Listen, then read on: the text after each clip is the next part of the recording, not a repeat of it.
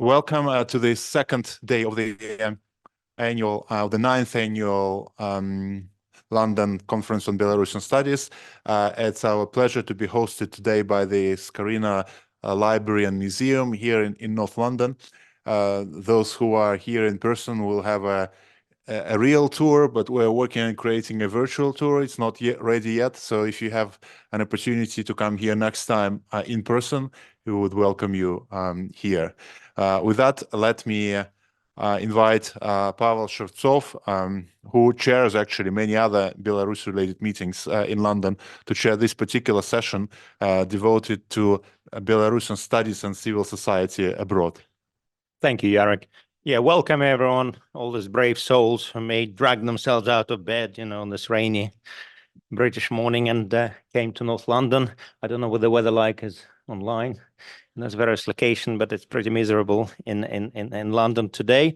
So as Yaroslav said, you're within the Belarusian Library, which is very fitting given the topic of Section 5.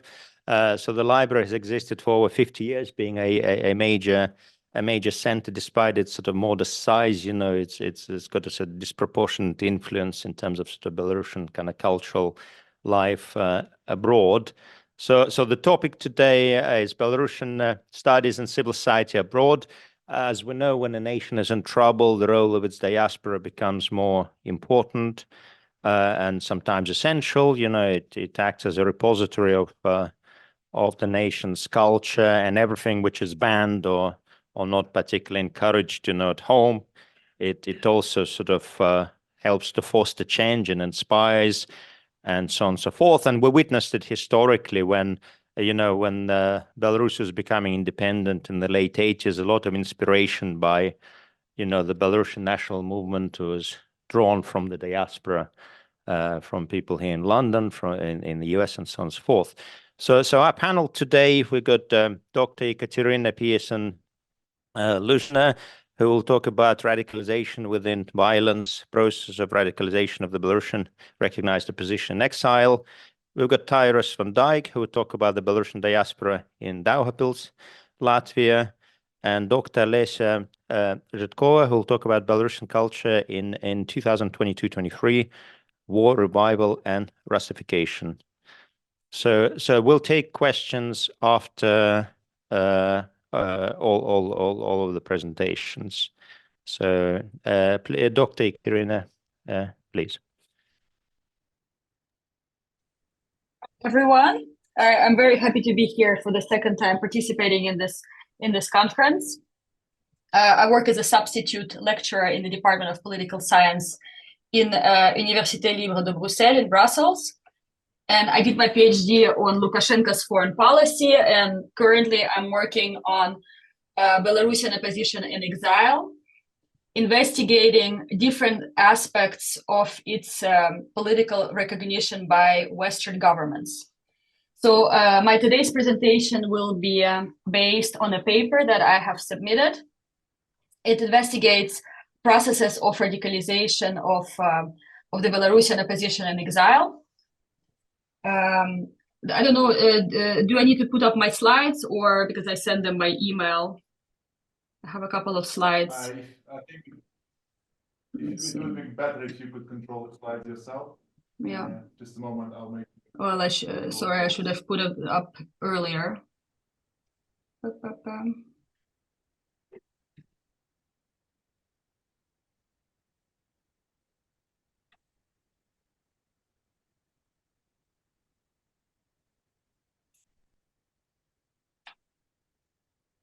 I will put up the slides because I usually work with Teams and not Zoom.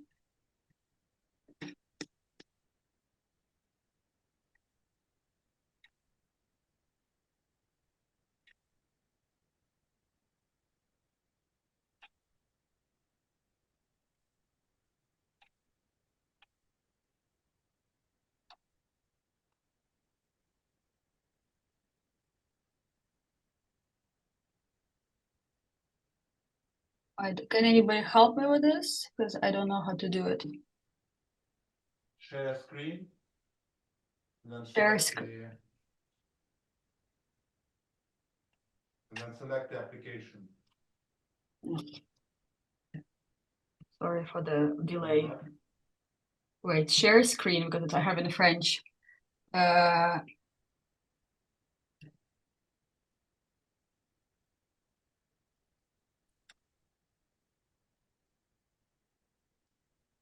can say it in French.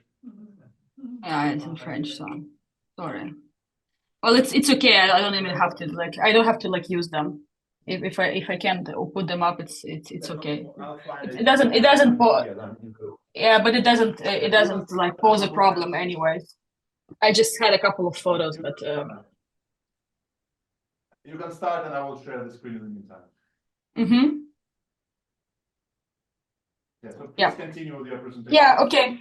I will continue. So I'm investigating radicalization processes, and the word radicalization is oftentimes used, of course, in the context of terrorism, but it can also be used to refer to a process leading to violent behavior. For example, radicalization of a protest movement. It can be also conceptualized pretty broadly as aiming to challenge a diverse set of normative orders. So when it comes to the Belarusian opposition in exile, it challenges the social, political, and economic order established by the authoritarian regime of Lukashenko. Literature on the radicalization of oppositions in exile, for the most part, focuses on the shifts from peaceful to violent strategies. But my research investigated the radicalization as a multi-stage, so I'm on slide 2, multi-stage process. The Belarusian case is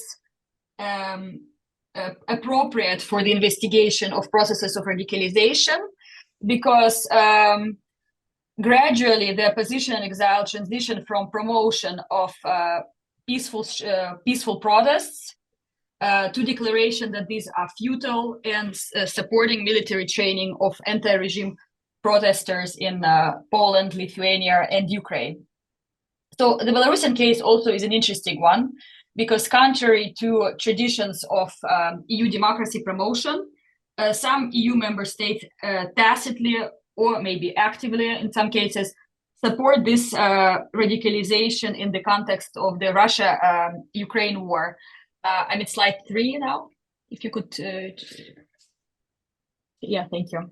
So the Belarusian opposition in exile encompasses a myriad of opposition groups, but this paper focuses specifically on opposition that claims domestic and international legitimacy, that it represents all Belarusians or at least those that are against the regime. So it draws on the links with Svetlana Tikhanovskaya, the main presidential candidate that opposed the incumbent Alexander Lukashenko in 2020. And this opposition is recognized as the legitimate representative of a people in some Western political statements, for instance, here by the European Parliament. Slide 4, thank you. So in addition to Tikhanovskaya's office, established in Vilnius in August 2020, this opposition also includes other political initiatives such as anti-crisis management by Pavel that was established also in the 2020, in October 2020. It also includes the Coordination Council, which is a proto-parliament in exile, starting from January 2023. United Traditional Cabinet, which is an executive body established by Tikhanovskaya in August 2020. So literature on the radicalization of opposition that is not in exile shows that repression can have very different effects on the protest mobilization.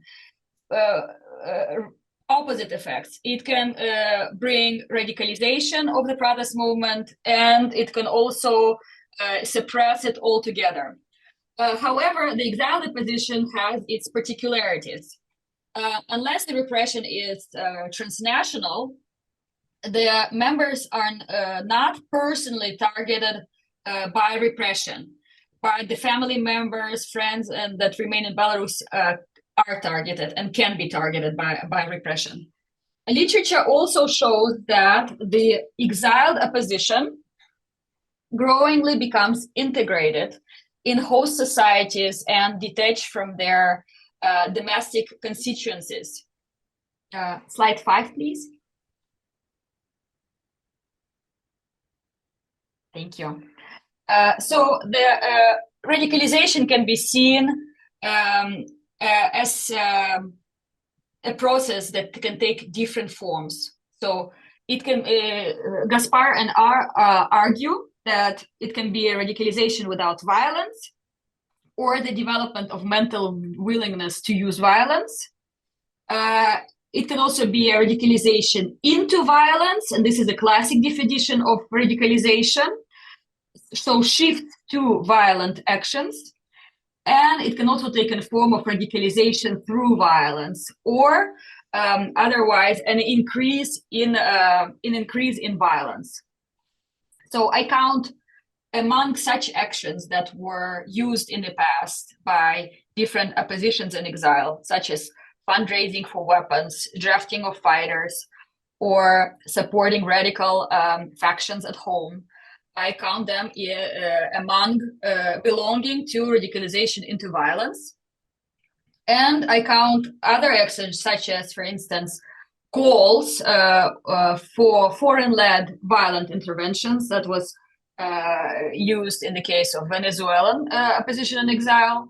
I count them among radicalization without violence because they are not accompanied by concrete actions.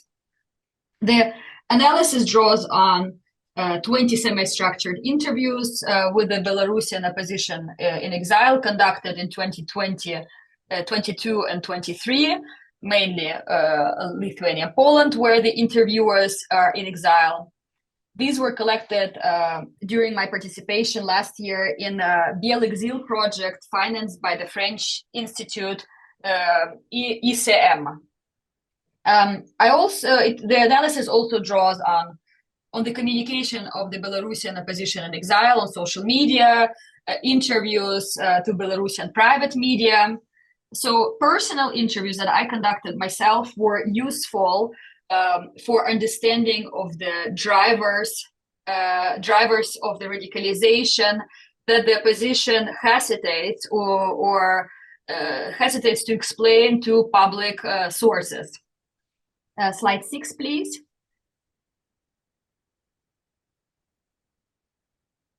Thank you. So the paper draws on several concepts of social movements, and more specifically, resource mobilization theory. This theory views various resources as crucial for activism. And the paper draws more specifically on my colleague's notion of resource threshold by Rajana Buentuyeva. According to her, activists need to achieve and maintain a certain threshold of resources in order to engage in activism. However, I test her concept in a different setting. I use it on the opposition in exile instead of civil society activists that are in the country.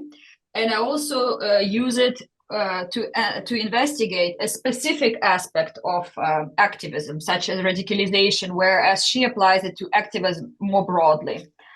Buentuyeva conceptualizes resource threshold as depending on political environment.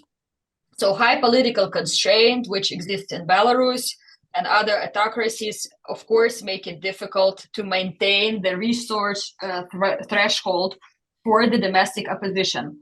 However, the opposition that is in exile mobilizes resources on multiple socio-political scenes, such as domestic, host states, but also sponsor states, which are in most cases Western. I distinguish two types of sources that are crucial for activism of the opposition in exile. So the first one is networks resources, because the opposition in exile oftentimes is a very small group in need of new recruits, in need of logistic support, in need of support to diffuse information. And So the paper counts among network resources of the Belarusian opposition in exile, links with formal and informal initiatives, Belarusian groups that oppose the regime of Lukashenko, regardless of their ideology and whether they remain in Belarus or in exile. And so these networks are neither stable nor unified, and these are shifting networks. So the second resource that I argue that is crucial for the activities of the opposition in exile are allies resources. So in the social movements literature, allies resources are conceptualized as different groups of people or individuals that are outsiders to a social movement. So, but this research focuses specifically on Western foreign states as allies that bring financial support, political support, and other. And the paper also draws on the concept of framing that is used to analyze political communication, also messages of social movements. And the opposition in exile, especially the one that seeks legitimacy, international and domestic, adapts the policy frames that they suggest to attitudes, values, beliefs, expectations of various donors of legitimacy. So the international community, but also domestic audiences. Next slide, please. So, thank you. So these are the stages that I distinguished so far within the processes of radicalization of the Belarusian opposition in exile. So the first one is peaceful framing in early exile. The second one, legitimate self-defense and informational support to violent resistant groups, and the establishment of a violent wing and military training of opponents abroad. So next slide, please.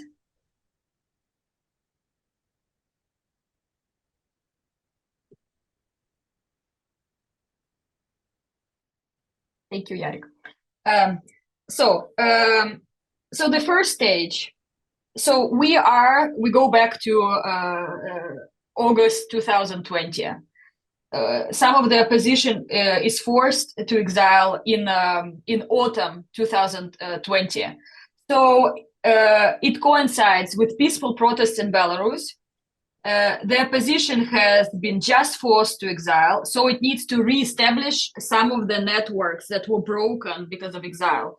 But it also needs to extend domestically networks with new protest communities that emerge during protests. So this is done by Tikhanovskaya's office, according to my interviews, through a small outreach department that utilizes different digital technologies such as Telegram or Zoom. However, maintaining these networks is challenging because the state repression targets intensively these horizontal networks. The exile and the consequent recognition of the opposition by Western governments, such as Lithuanian parliament that recognize the opposition, allows the opposition to accumulate a resource threshold in the form of international allies. So the resources in the form of the host states support is aggregated first, so from Poland and Lithuania. And after that, as a member of Tikhanovskaya's office remarked in an interview to me, the geography of accumulating ally resources was extending to other European states. During protest marches, the Belarusian opposition in exile sticks to the principled non-violent framing. For instance, Franak Vichorka, Tikhanovskaya's advisor, reacted in this way to the killing by the regime of the peaceful protester Roman Bondarenko in November 2020. I understand all those who call for violent confrontation, but this is not the way out. By responding to violence with violence, we lose our moral superiority and delay victory. However, he also mentions Belarusian right for self-defense, which can be seen as a slight discourse radicalization. Perhaps it's time for protest neighborhoods to create self-defense groups that will warn everyone about the arrival of law enforcement agents, prevent mass arrests. Self-defense without weapons is a legal right of every citizen, and we must exercise this right. So as a member of Tikhanovskaya's office remarked, the promotion of peaceful resistance helped Tikhanovskaya's office to gain access to foreign politicians.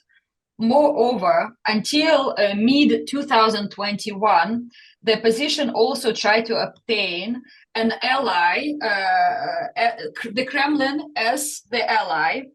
Therefore, during this early exile, the first phase of radicalization, the promotion of peaceful resistance was useful for the achievement and maintenance of the resource threshold, both networks and resources, and so that's why public radicalization was not possible.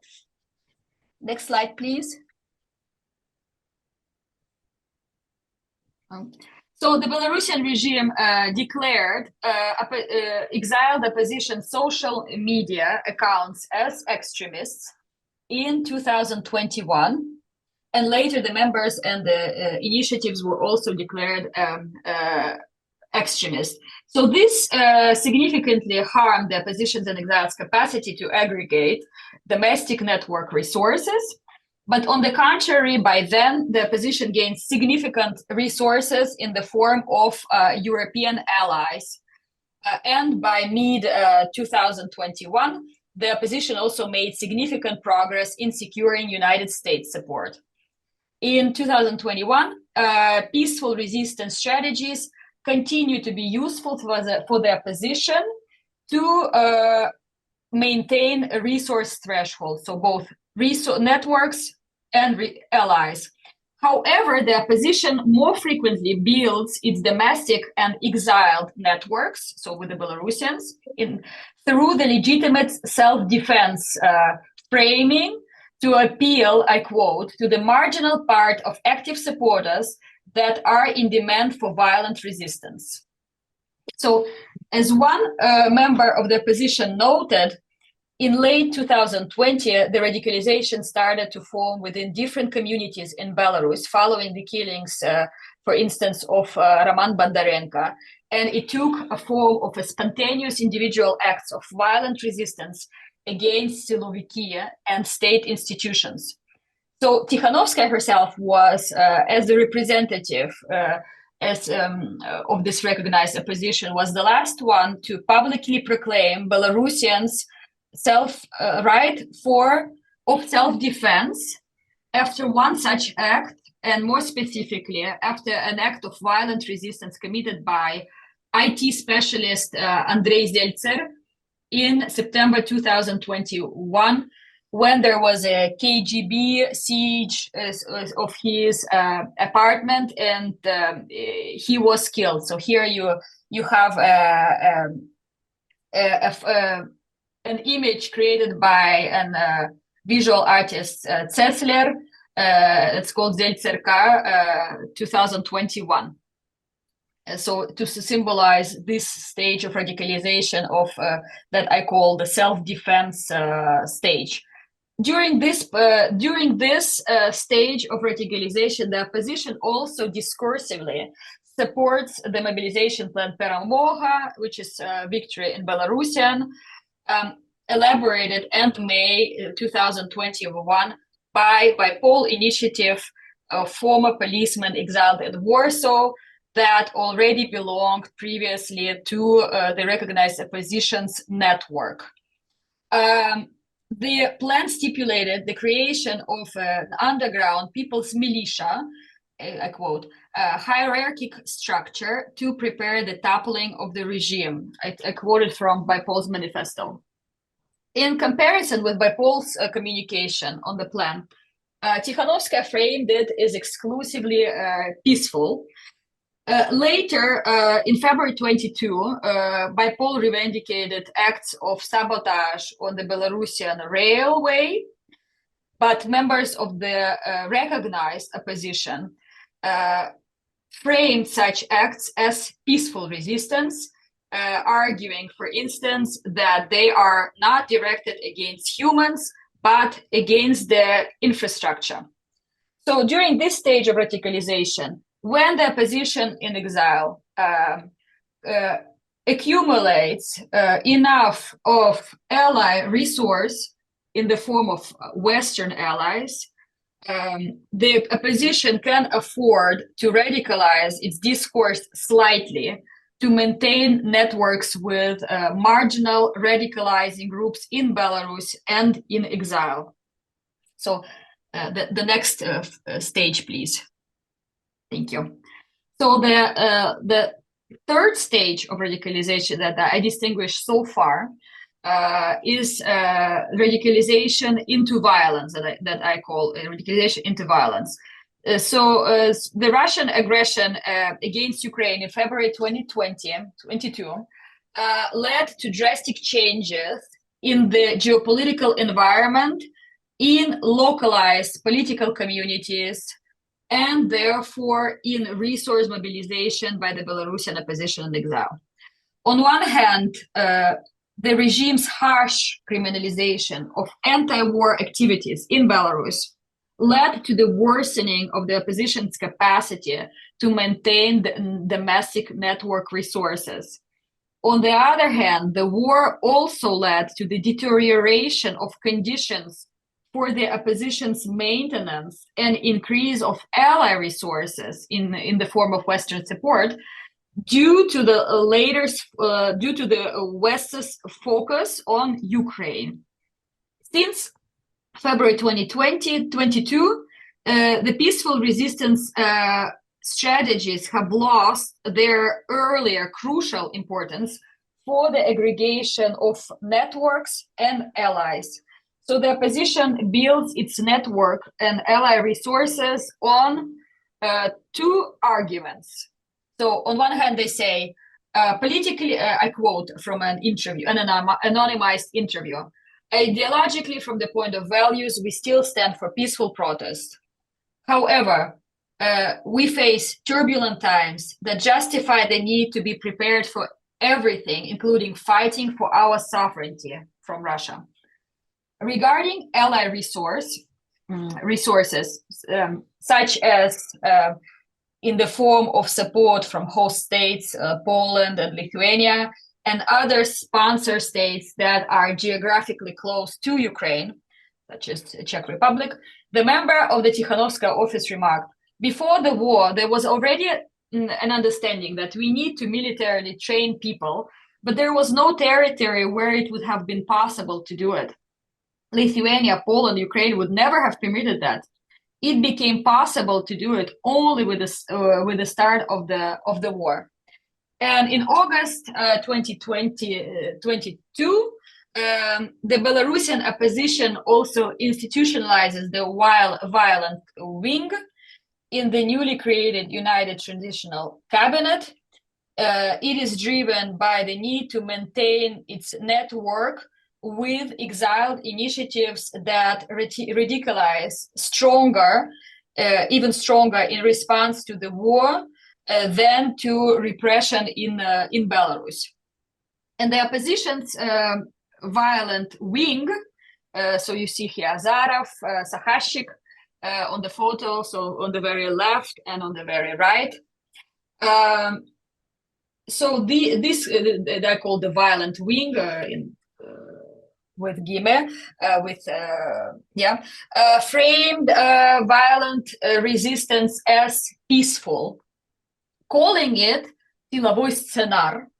I will not develop further about this, but this framing suggests that it was undesired, peaceful, and last resort.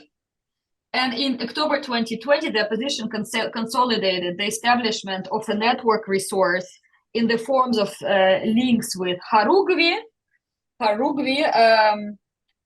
grassroots initiatives of Belarusian exilees in Poland, Lithuania, that, I quote, engage in sports, shooting practices, and martial arts. So the opposition, I'm almost done. So the opposition also tries to include in its network, as you can see here, Kostuś-Kalinowski regiment, because the regiment offers for the opposition opportunities to really offer real military training to contrary to Harugvi. And also supported at some point the creation of Pahonia unit. So, during this stage,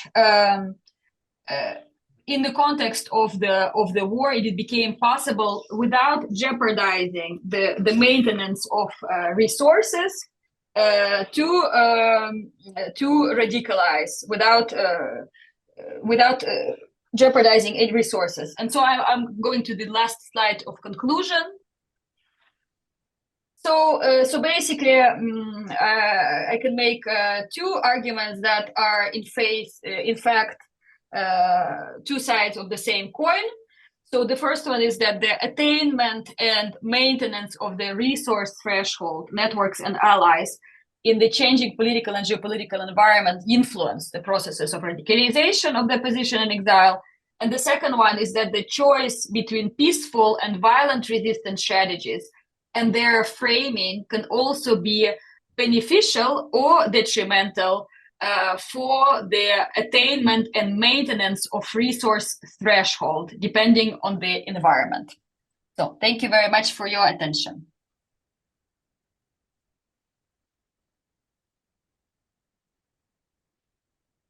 Thank you, Dr. Pierson-Lyzhina, for such an insightful talk. Our next speaker is Tyrus van Dyke. Will focus on Daugavpils in Latvia, the Belarusian diaspora there. So that region in southern Latvia always had a significant ethnic Belarusian population. So we'll hear about the level of radicalization there. All right. Hello. Do you have slides, Mr. van Dyke? I do. Yes, I do. Let me screen share real quick. Does that work? Yes. Yes. Does that work for everybody? Yes, it does. Yeah. Please start. Thank you. Okay. So, hello everyone. My name is Tyrus van Dyke. I am a recent graduate of the University of Delaware. I had a double major in fields in the Russian language and in international relations. At the moment, I am a participant of the Fulbright program, and I teach English in Daugavpils, Latvia. But my original desire had been to work in Belarus, and I was reassigned for obvious political reasons by the State Departments, and they encouraged me, however, to pursue a small research project on the side of my main English teaching grants, and that is to analyze the Belarusian diaspora in Daugavpils. I was particularly interested in the usage of the Belarusian language, the demographic stratification of the groups, especially based on age, right? I wanted to see which groups, if there was an influx, if there was a continual presence of Belarusians coming into Latvia across the border, given that it's only 65 kilometers away. And I wanted to know, I was aware that there were certain cultural organizations in Daugavpils and in Latvia overall for Belarusians, and so I was wondering as you said, what the radicalization is, how they fall politically, and to do so, I conducted a series of interviews with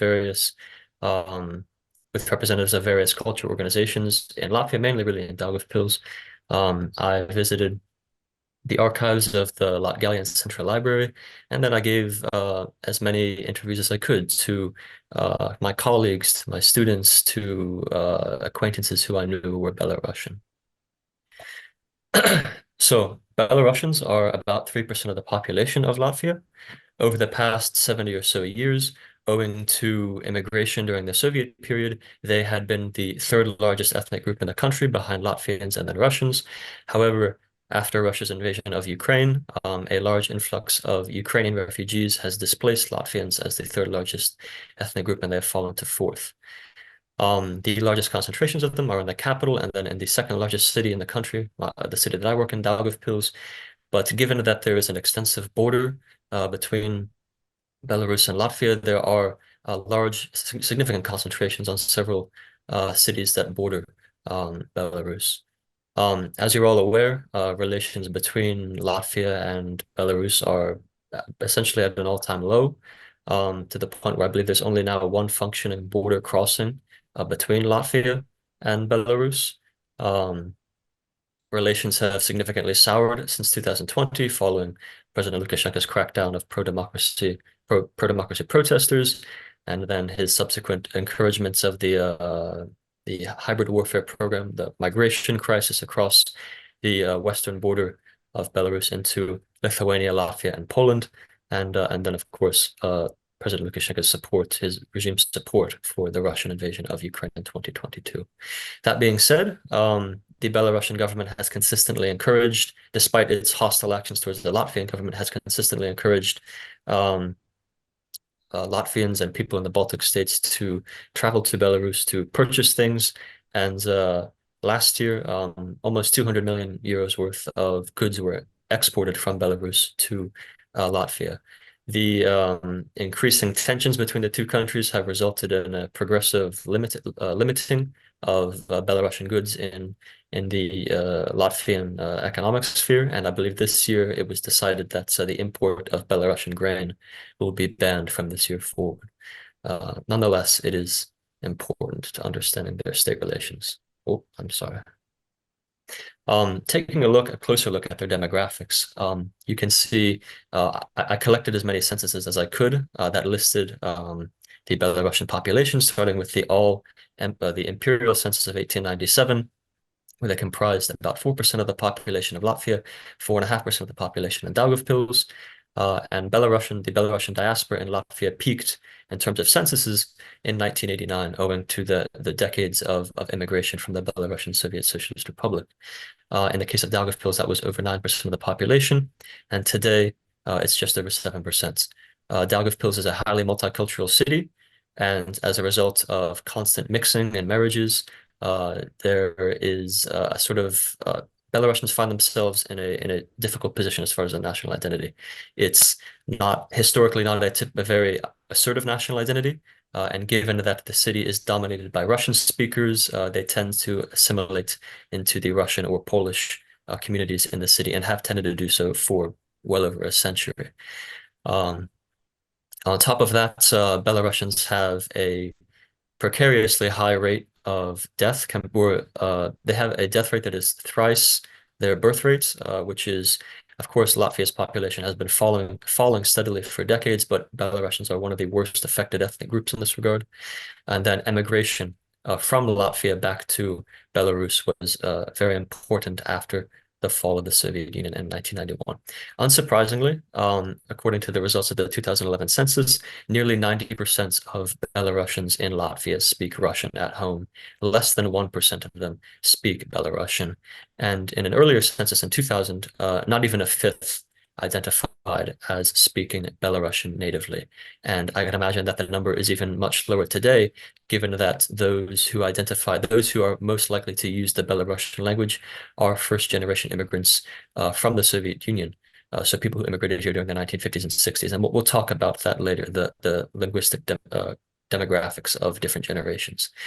And lastly, the fall in the usage of the Belarusian language was highlighted during the Soviet period because, unsurprisingly, the Latvian Soviet Socialist Republic did not provide resources to educate the children of Belarusian immigrants in the Belarusian language. So that language has continually fallen for decades and decades. Looking briefly at the history of Belarusians in Latvia, I think it's quite important because when you contrast the Belarusian diaspora in Latvia in the 1920s and 30s with the Belarusian diaspora that exists today, you have two very different pictures of how these Belarusians asserted their national identity, how they preserved their language, how they related to a hostile government occupying Belarus, and what they did to retain links amongst the diaspora, to retain a strong community, to retain the hope of returning to Belarus. Immigration started really from, I believe, the 16th century, where people who we would consider today Belarusians came along with Russians, along with the progressive Russian conquest of the Baltic states. During the First World War, or 1918 rather, after the end of the First World War on the Eastern fronts, the Belarusian People's Republic issued, of course, I think many of you know that the very short-lived republic did not have a whole lot of control, and this is best shown in its income. I think 40% of its income for the state was derived simply from issuing passports. Nearly 8,000, I think 7,900 passports were issued by the authorities of the Belarusian People's Republic to Belarusians living in Latvia in 1918. And additionally, on paper, not in practice, of course, but on paper, the Belarusian Democratic Republic claimed large parts of Latgalia. Latgalia is the eastern region of Latvia, as part of its governance. I mentioned the diaspora in the 1920s and 30s. Of course, the most famous Belarusian diaspora who fled the Bolsheviks went to Vilnius in Lithuania or Poland or France or the United States, but there were some who came to Latvia, and with the help of some Latvians and then groups that were centered in Vilnius, there was the establishment of a great many number of schools.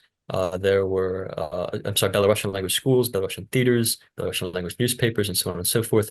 Primarily, the most important figures were literary figures, but there were also political figures and even military figures as well. After the Second World War, the population of Latvia was completely destroyed by war, famine, and mass deportation. And in the case of Daugavpils, we'll look at it in a second. In the case of Daugavpils, the plurality of the population was Jewish, and they were almost entirely wiped out by the Nazis and their Latvian collaborators during the Second World War. And so during the Soviet occupation of Latvia, a great many Belarusians came to work in factories or were soldiers who had gone on pension and retired and chose to work in Latvia. There was a letter of 17 Latvian communists in the 1970s, which was circulated to the wider Western world, which attacked the policies of the Soviet government for inviting so many Slavic immigrants. And they took, of course, aim at Belarusians as well. From 1991, there have been, after the reestablishment of Latvian independence, there have been immigrants into Latvia, a mixture of economic immigrants, of students. And following 2020, there have been some people, some independent journalists and so on, who have chosen to find their new home in Latvia rather than in Lithuania or Poland. So taking a look at that interwar period, there were a number of cultural societies across the country. Famed, poet Janka Kupala supported a Latvian delegate to the Saima, which is the Latvian parliament, Jānis Vainis, I believe, who was a patron for Belarusian organizations in Latvia. During the 1920s and 30s, there were over 40 Belarusian language schools across the country. There was a very large gymnasium in Daugavpils, which we'll talk about in a little bit. There were academic theaters. There was the Voice of the Belarusian newspaper, and so on and so forth. And in fact, there's a poet, Piotr Sokol, who fled the Bolsheviks in 1920, and he lived in Riga till his death, I believe, in the 1970s. And he even wrote some poetry highlighting Belarusians and their relations with Latgalia and Eastern Latvia. The Belarusian gymnasium in Daugavpils I specifically wanted to touch on because there are more Belarusians in Daugavpils today than there were in the 1920s, yet in the 1920s and 30s, there were educational institutions to help preserve the Belarusian language, whereas today there are not. And this plays a very large role in contemporary Belarusian national identity. It operated from 1922 to 1935, although it's a little bit disputed. In 1934, there was a coup d'etat in Latvia, and after that, minority schools for Russians, Poles, Jews, and Belarusians were progressively closed around the country. The death of the school really began in 1932 and was completely done by 1938. I mentioned Piotr Sokol, who taught there for 1 year before moving to a gymnasium in Riga, and then Vastav Lastovsky, who I believe, if my memory serves me, was one of the prime ministers of the Belarusian National Republic. So there were people there who were both literary and political figures teaching students. And of course, the language of instruction was the Belarusian language, and not just the Belarusian language, but the Tereshkevitsa form of the Belarusian language, rather than, the later Soviet versions. Today, however, after the reestablishment of independence, there have several Belarusian organizations have surfaced in Latvia to preserve the Belarusian language. There is one Belarusian gymnasium in Latvia. It is in Riga, though. It is not in Daugavpils. In 1999, at the initiative of the Daugavpils City Council, the Daugavpils Belarusian Cultural Center was established and has operated ever since. There's also a Russian Cultural Center and a Polish Cultural Center. The city government in 1999 decided to establish these three cultural centers to preserve the cultures of the local populations. Overall, the main body of the Belarusian diaspora in Latvia is the Union of Belarusians in Latvia, which is headquartered in Riga. There is Uzdim, or Arise, I believe, if my Belarusian is not mistaken, which is located in Daugavpils, and the Belarusian Cultural Center is operated by municipal authorities. So they really just have a library there, and we'll talk a little bit more about it in a second. But Uzdim more actively organizes things like festivals and cultural days and things like that. Shevtsov is a Belarusian cultural organization that was founded before the collapse of socialism in 1991. It was founded in 1988 in Riga, and unlike all of these other organizations, they have quite a negative relationship with the government with the regime in Belarus. For example, the Belarusian Cultural Center, the Union of Belarusians in Latvia, and Uzdim, they all receive funding and open support from the Belarusian consulate in Daugavpils, formerly the Belarusian embassy in Riga. So they are, I guess you could say, state-approved organizations. They don't really talk very much about the more controversial aspects of Belarusian history, although, again, we'll talk about that in a second. However, there is this organization which is very much outspoken against Lukashenko. There are several days of Belarusian culture in Latvia. The main one is the 8th of October, I believe. But there are several local holidays as well to celebrate that. In Daugavpils, it might be interesting to know that even though Belarusians don't really speak Belarusian at home, the Belarusian Cultural Center and Uzdim exclusively use the Belarusian language. Now, they use the contemporary Belarusian language, Narka, I believe it's called. They do not use Tereshkevitsa whatsoever, nor are there any resources to teach students, to teach children, to teach young Belarusians the Belarusian language. It is overwhelmingly inhabited by people who are 60, 70 years old, people who are pensioners, people who moved here during the time of the Soviet Union. And finally, in my research, I've divided Belarusians generally into three categories. Belarusians who have ties to Latvia, which predate the Soviet occupation of Latvia in 1940, Belarusians who immigrated to Belarus during the Soviet period, and those who have immigrated to Latvia after 1991. The first group, who we spoke about in terms of their culture, I'm sorry, I know I'm slightly over time, I'm almost at the end. They comprise of not just Belarusians, but also Polish landowners who fled the Soviets 1940 or 1939 rather, and moved into Latvia, as well as many Belarusian Catholics who moved to Daugavpils and were categorized as Russian, even though they were actually Belarusian speaking. And of course, there were also those who fled the Bolshevik seizure of power. However, today, I do know a few of the descendants of these people, but there are not very many of them. The main group is, as I said, those who immigrated during the Soviet period, and the first generation of people that immigrated during the Soviet period are those who are more likely not only to use the Belarusian language, but also more likely to have a positive opinion of the Soviet Union, to have thus a more positive opinion of Lukashenko and the Lukashenko regime. There was a mass exodus of them in 1990. There was a very large factory in Daugavpils, which closed after 1991, which resulted in a collapse of the local economy. And with the collapse of that economy, many Belarusian specialists returned back to Latvia. And lastly, there are students many of whom seek to study in Latvia or in Daugavpils due to the lack of accreditation that their Belarusian degrees would earn them in Europe. And then there are economic migrants who moved during the early 2000s. And lastly, there are a tiny handful who have moved, who have chosen Latvia rather than Vilnius or places in Poland, who have moved after 2020. Despite the fact that there are political immigrants, they very seldom use the Belarusian language. We spoke a little bit about assimilation. The Belarusian population overall in Latvia is largely graying out because there's a very high death rate and a very low birth rates. Traditionally, they have assimilated very much into Belarus or into other culture groups within Latvia, and there is no real support for the Belarusian language anywhere in Latvia except that one gymnasium. I mentioned to you the Belarusian Cultural Center. They do not make any effort whatsoever to educate younger generations of Belarusians in the Belarusian language.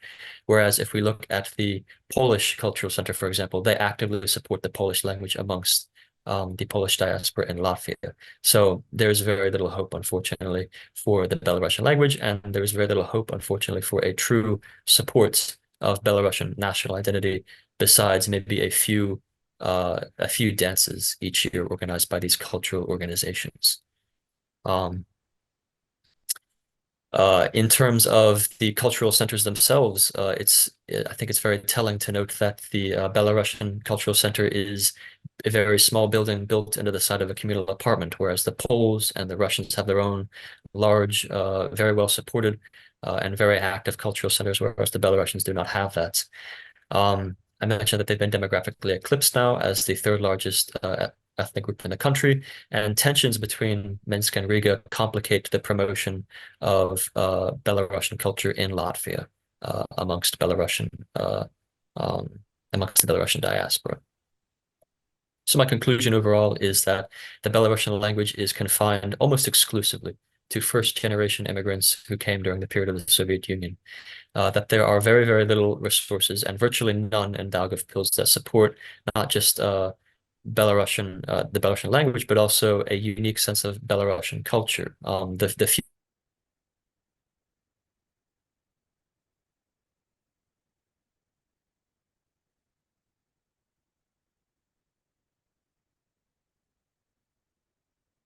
Yeah, I think you got disconnected. Events that are organized by groups in Daugavpils are exclusively apolitical. I'm sorry, I hope that my connection is okay. I got a we lost you for a few seconds, but you're back now. Yeah, but okay, thank you. There are no resources, unfortunately, for the Belarusians in Daugavpils, and the minority of Belarusians in Daugavpils is basically under threat of being completely assimilated into other groups. And frankly, I see that being the case in the next few decades. That with the death of those Soviet-era immigrants, there will be no real impetus left to retain even the Belarusian language. So that is all. Thank you very much. Thank you for hosting me.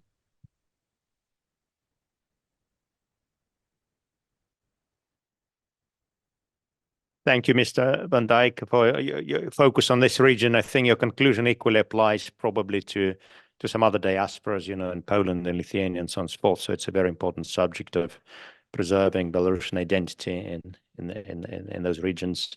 Our next speaker is Dr. Olesia Zhytkova, who will talk about Belarusian culture in 2022-23, war, revival, and Russification. Yes, hello, good morning. Yeah, I will share my screen now. Can you hear me properly? Yes, we can. Yeah, great. Yes, please.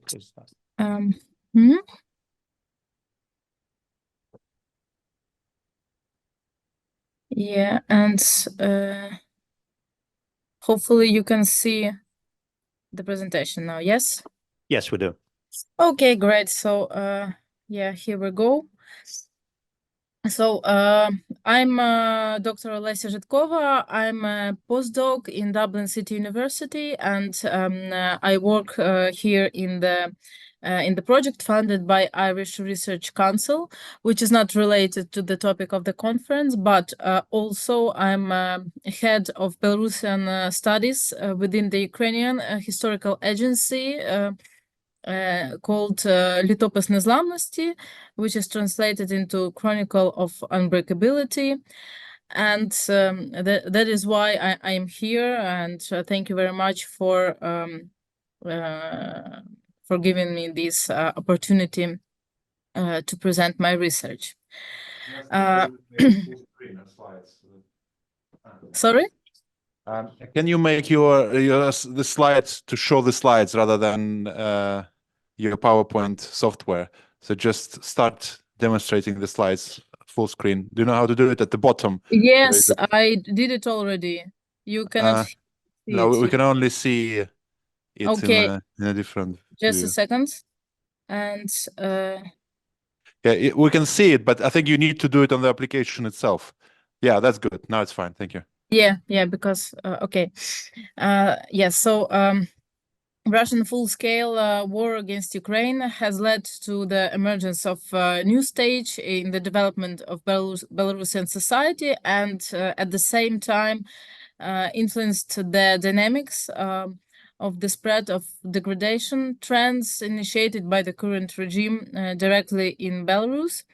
All these phenomena in turn affected culture, and the artistic works of Belarusian authors have become one of the ways of realizing the new reality and reflecting on the role of Belarus in the largest war since World War II, and along with the need to provide cultural feedback on foreign policy events, Belarusian society has faced new challenges due to deepening Russification and the ban on various cultural movements and activities, or more wide ban, I might say.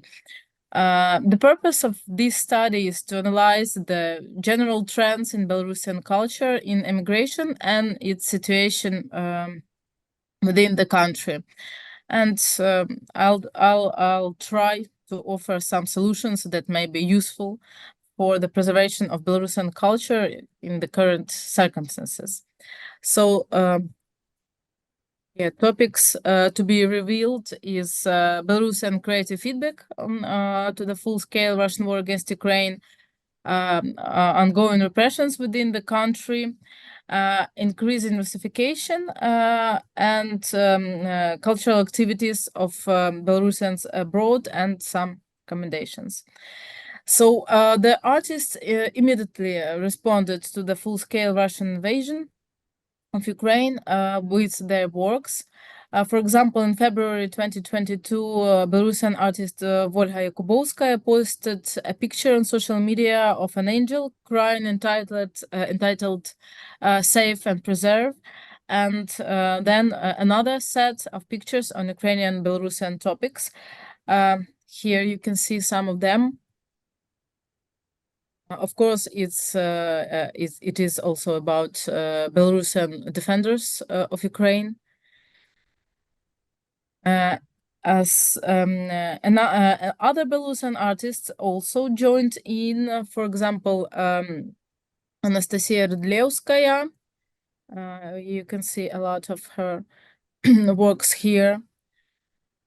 Also, Max Osipov. He's a very talented person, I think, and you should go and visit his page too, because he explains his work. Daria Temra, and also Vladimir Cesler. You have already seen some of his work in Ekaterina's presentation. Yes, and speaking of arts and crafts, is worth mentioning the work of craftswoman Rufina Bazlova. Known for her project embroideries and a project in support of Belarusian political prisoners, Rufina also reflected the events of a war in her work. Her collaboration with one of the Ukrainian clothing brands is displayed in a male embroidered shirt, and at some stage you might see it on Ukrainian President Volodymyr Zelensky. Also speaking about music, again, a lot of works was published, and this is just some of them. For example, Volsky, Styrsky, Pomidorov, and the translations of previously written songs by Mikhailuk and his different crews, I might say. Also, to my mind, it is very interesting song is written by a Ukrainian band Teen Sonsa. It is the translation of Ukrainian song, like I might say, warrior and inspirational song, and it was the music was used, and the text was rewritten according to some Belarusian symbols and some Belarusian attitudes to the issue of freedom, to the issue of war and fighting for freedom. And of course, literature, I might say that here at this conference, you are definitely are aware of the project of the book written by Plotka, Bloodlands 2020-2022, Belarus, Ukraine, and also speaking about some other books, to my mind, it is very interesting. Peretrus u Muzei, written by Alert Bakharevich, and there is one essay, one part in this book is dedicated to the attitudes to the war and the part Belarusians take in this war and the awareness about this. It is clear that such cultural feedback on the war was almost always possible only abroad, as any support for Ukraine was punished by the regime inside the country. For example, singer Mariam was detained on 4th of August 2022 after a concert in Minsk bar, where she performed the song Obimy, originally written by Ukrainian Okan Elzy band.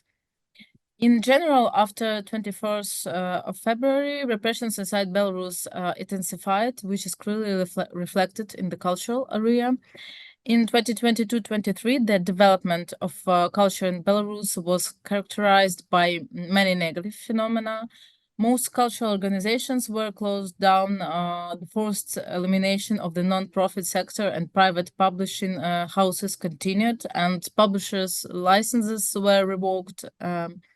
Alternative educational projects are being closed, and pressure is being exerted on the private school system. Opportunities for development for independent theater are almost completely absent, and the independent music scene and the visual arts are blocked. PEN Belarus experts in 2022 and 23 noted that censorship was the most popular form of repression of culture. For example, in 2022, a spectacle graded essay at the Belarusian Theatre for Young Audience was cancelled, the plot of which is based on the conflict between the school administration and the graduates who seek justice. So like, we can see people should not be inspired to fight for themselves, even in an artistic way. The following art exhibitions were censored: troubling suitcase in the gallery of the Union of Designers, the time of screens, demography, and art means in the Minsk Palace of Arts, and many others, and even some of the murals, the graffitis on Minsk walls were covered by paint for some reason. However, it is worth mentioning the number of representatives of various cultural areas who have been or are being prosecuted and sentenced to prison terms. Again, according to PEN Belarus, only from January to September 2022, there were 998 violations of cultural and human rights against cultural figures, and these include, you can see, violations against cultural figures and individuals whose cultural rights were violated, violations against organizations and communities, against sites of historical and cultural heritage, or the Belarusian language. At that time, so in early 2022, or yeah, almost by September, a total of 101 cultural figure has been recognized as political prisoner, and of course there are there is a bigger number of that because it cannot be counted properly by human rights defenders. In 2023, PEN Belarus recorded 1,499 violations of cultural rights and human rights of cultural figures, including, again, violations against cultural workers and persons whose cultural rights have been violated, against organizations, and against some another representatives, including even YouTube channels and other cultural related materials, which were recognized as extremist materials. In July 2023, Belarusian society was shocked by the negligence homicide of Ales Pushkin, who was a prominent cultural figure since Belarus regained its independence. And since 2022, there were two simultaneous processes within Belarusian society. The unwillingness to have anything to do with Russian occupier prompted many Belarusians to switch to Belarusian language and develop Belarusian culture. At the same time, Russification as a spread of Russian language, ideology, and culture, so-called Ruski Mir, Russian word, became more active. As defined by philosopher Pavel Barkovsky, crawling integration had a destructive impact on Belarusian culture.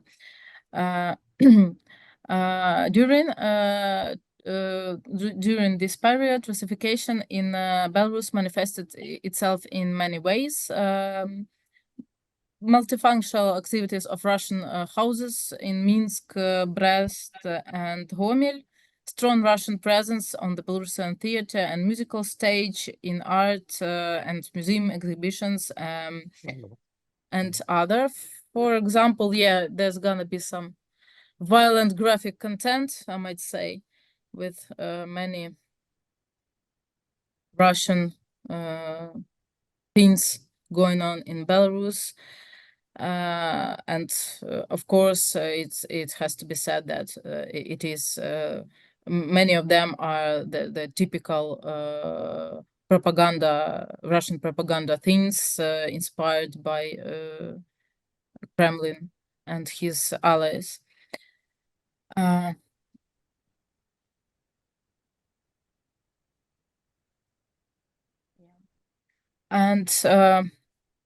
yeah, the state of cultural development of Belarusians abroad has balanced in 2023, according to thoughts of some experts, with cultural venues continuing to function and new ones being created. So people people abroad, Belarusians abroad, the diaspora, overcame some, I might say, shock of 2020 and then of 2022. And then finally, there is another stage for now. So many books were published in the Belarusian language, mostly abroad, with the help of Skaryna Press, Yanushkevich, Vesna, publishing houses, and artists and cultural centers continue to work. It is important to mention the great success of the Belarus Free Theatre play King's Stag Wild Hunt. Among beneficial creators of recent years, some experts mention Igor Tishin, Antonina Slobodchikova, and Misha Gulin, Maxim Timenko, Zhana Gladko, Alla Savashevich, Marina Neprushkina, Yulia Leidik, Yevgen Konoplев, Alexei Borisенok, and Antonina Stebur. Experts note a number of cultural initiatives that make their contribution, such as Belarusian Independent Photographic Association, Razom Kunst, Belarusian Art Space, Berlin, the Organization of Cultural Figures of Belarus, and the Organization of Residences Ambasada Kultury, and many other cultural centers, for example, in Poland, in Warsaw, in Gdańsk, in Lithuania, and in other countries. Of course, speaking about diaspora in Great Britain, it's not new. Yes, it's an ongoing process of supporting Belarusian culture, and it is very important to have a solid background for Belarusians now in such circumstances. And at the end, as I said, at the head of Belarusian Studies branch, I let myself to share a few recommendations that might be useful, but it may be hard to be done. So the first thing from me as a Ukrainian, yes, is to make a complete break away from Russian languages and culture as far as possible at that stage, because it is very important to say, I might say,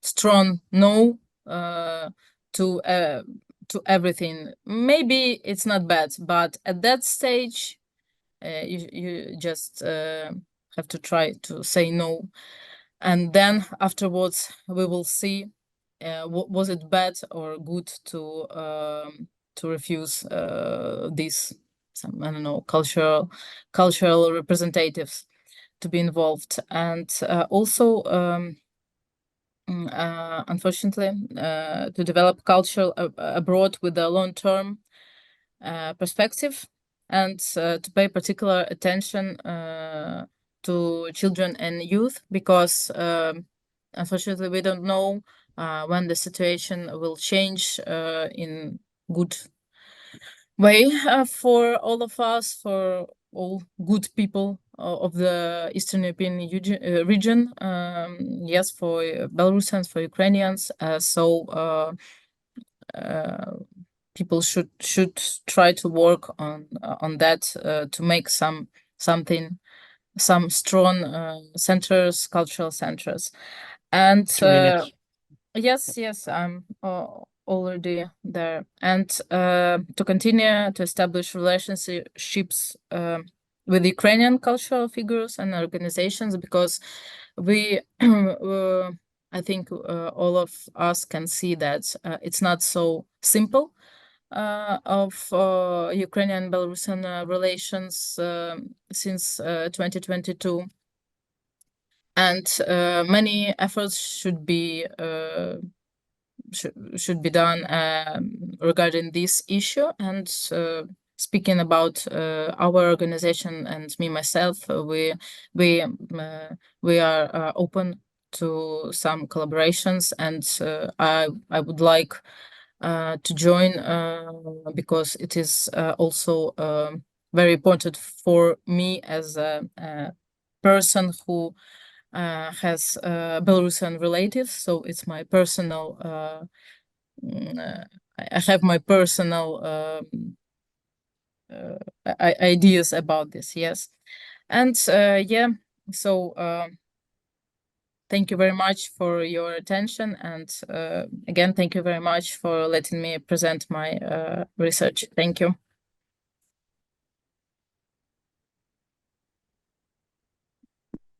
Thank you very much, Dr. Zhytkova. So we've listened to three interesting and varied presentations, and now it's time for Q&As. So I'll start maybe with this audience here in the library. Any questions for your presenter, please? Introduce yourself, please. And then online, maybe you raise hands, those who want to ask questions, so we can see your hands, and then. Thank you very much to the three presenters. My name is Alessandro Achilli. I'm from the University of Cagliari in Italy. My question is for Olesia.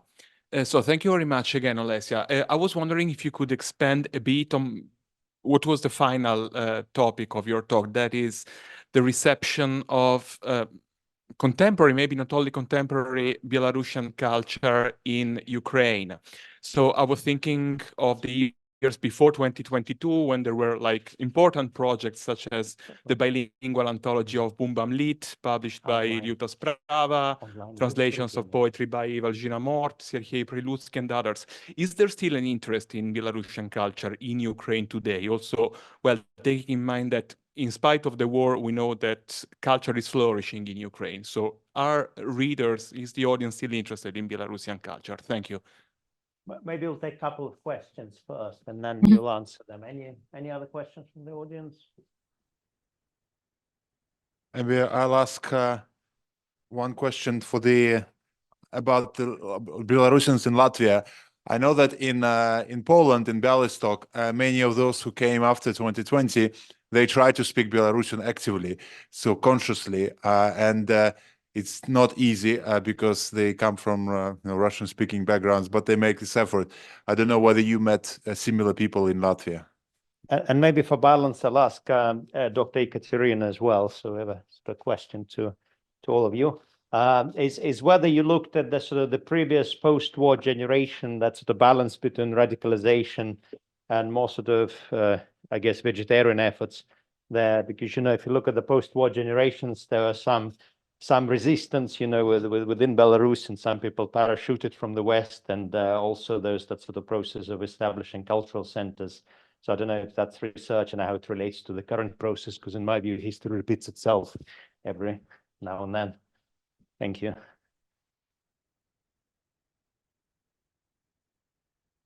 What order you can ask someone? Who's first? Yeah, I think first was Dr. Olesia. Yes, thank you very much for this question about the interest of in Belarusian culture in Ukraine. So it is very hard to explain. So there are categories of people who were not familiar with Belarus at all, and at that stage, their opinions radicalized, unfortunately negatively radicalized to Belarusians, to Belarusian culture.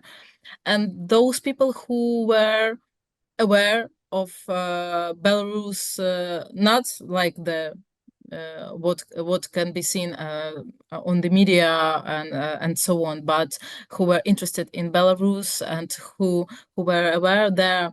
Of course, they are still interested in Belarusian culture, and they are very eager to participate, for example, in some Belarusian events, want to collaborate and so on. And even though even the war is ongoing, and people understand that what is the difference, yes, between Belarusians and someone with Belarusian citizenship, I might say. Yeah, thank you.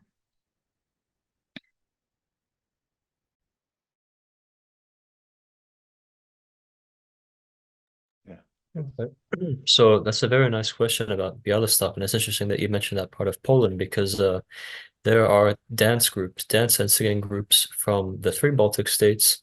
I mentioned that organization Uzdim. They have their own artistic groups, and there's actually a group from Białystok which comes up and has come up several times to Daugavpils to present. But as far as young people, the young people in Daugavpils from Belarus do not use Belarusian at all.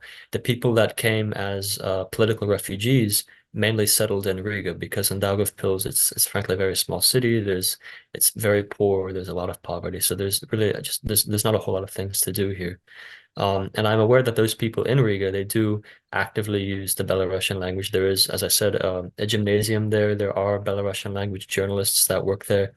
But in Daugavpils, no, the only people speaking the language are people who are 50 or 60 years old. And outside of their own small little meetings, there is no support for the language, nor is there any attempt by younger Belarusians to use it. Thank you. Thank you. And then Dr. Ekaterina, please. Thank you very much for your question. It's I think it will be very interesting to look into this. So if you have any suggestions of authors, I will take it for sure.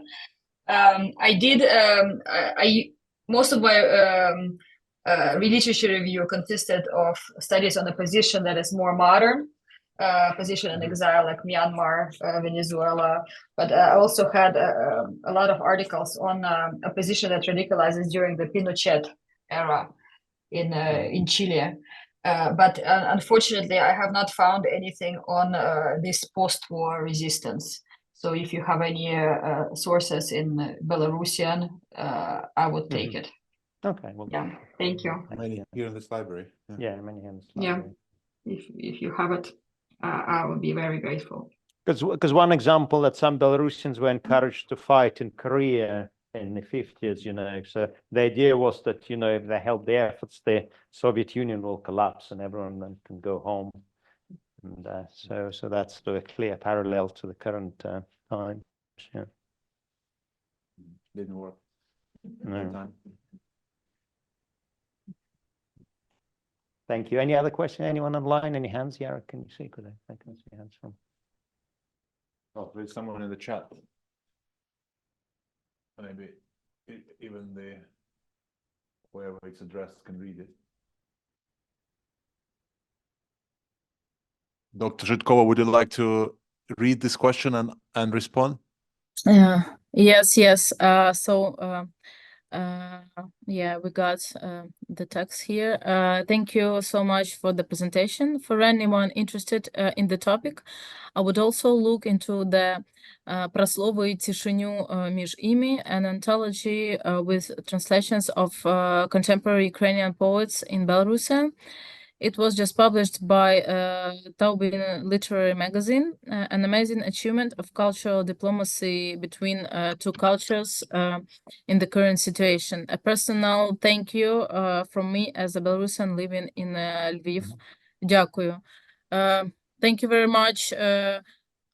Thank you very much. I might say, yeah, I skipped this part, and I will definitely look into it because yeah, it's very interesting and it's very important. And thank you very much for staying in Lviv and supporting Ukraine. I know There is a huge and hardworking diaspora in Lviv, and I definitely think we have someone in common. So just such a pity I didn't saw you earlier. So yeah, thank you very much. Дякую. Thank you.